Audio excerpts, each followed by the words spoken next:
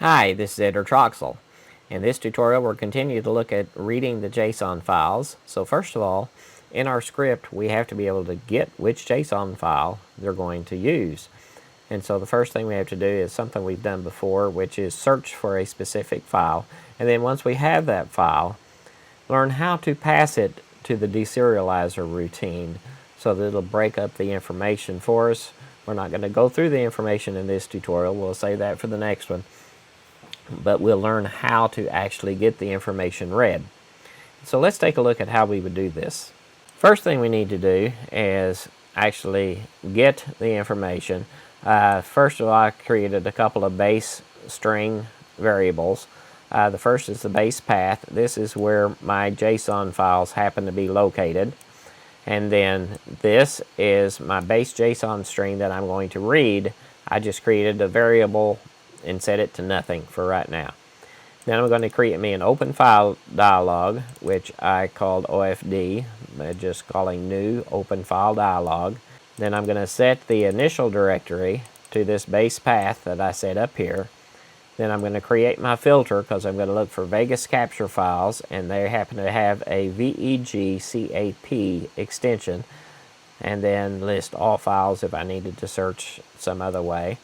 I set multi-select equal to false, create me a title called select the Vegas capture file to open, and then I'm going to get the dialog result from showing this dialog. So this dialog will show, let me pick a file name, and if I click on OK, if the dialog result equals OK, then I'm going to get that file name from this open file dialog. I'll get that one file name that was selected, and then I'm going to set my JSON variable, which is a string, from file.readAllText and the file name that I just selected.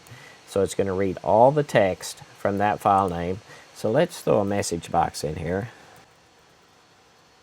and just have it show us what it read.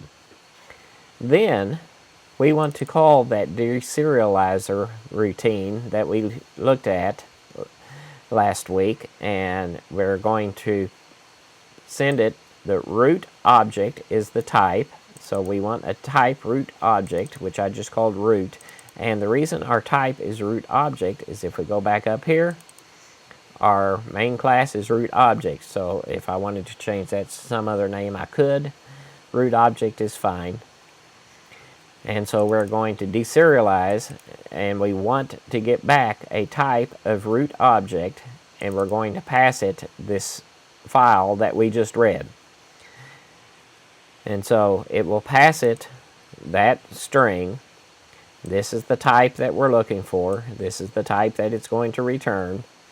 And so, like I said last time, it goes through, puts that into a memory stream, runs it through this data contract JSON serializer routine, and then we are going to read from that memory string, and it's going to return us this type.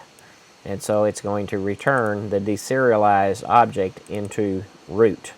Then here we know that root had two pieces of information. It had sources, which there are several of, and then it had this start. So let's just display this start right here and verify that it's read the information. So here I've got a message box.show root.start.toString, and that will convert the number to a string. So let's test this and see how it works.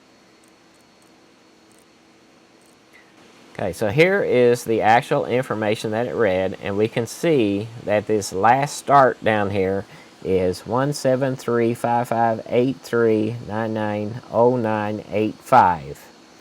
So that's the number we're going to expect to see on the next one, because that's the one that matches sources.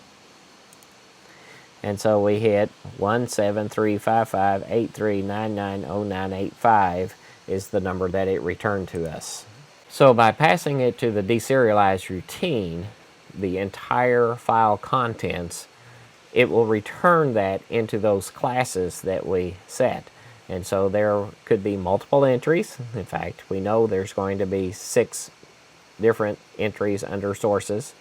And then under clips, there's going to be 1 under each one of those based on what we saw in the file itself. But there could be more than 1 under clips as well based on the file layout. So we will go through all of this next time and manage to go through all of the different sources and add them all to the timeline and put them all at the proper place so that they are all in sync. So we'll see how we do that next week. Like, subscribe, and we'll see you in the next tutorial. Please sign up at www.JETDV.com and subscribe on YouTube to get further notifications on when new videos are presented.